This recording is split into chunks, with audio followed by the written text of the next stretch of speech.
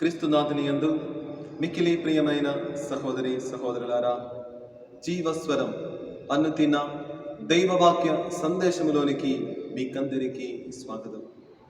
నేటి సువార్తలో తనను అర్థం చేసుకోలేక, తన బోధలను అర్థం చేసుకోలేక తనను చంపుటకు ప్రయత్నిస్తున్న వారి గురించి విలపిస్తున్న యేసయ్యను మనం చూస్తున్నాము.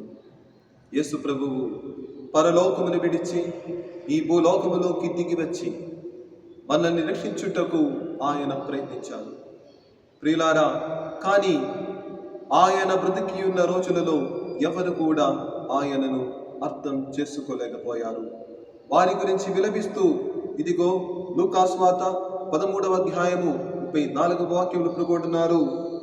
కోడి రెక్కలను చాపి తన పిల్లలను కాపాడుకున్నట్టు నేను ఎన్ని పర్యాయములు నీ బిడ్డలను చేరదీయగోరినను నీవు అంగీకరింపకపోయితివి. యేసయ్యను వారు అర్థం చేసుకోలేకపోయారు.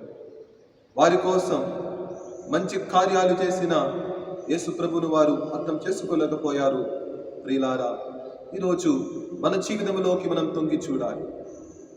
నా కోసం నన్ను ఎంతగా ప్రేమిస్తున్నటువంటి, నా కోసం ఎన్నో మంచి కార్యాలు చేస్తున్నటువంటి వారిని నేను అర్థం చేసుకుంటున్నానా?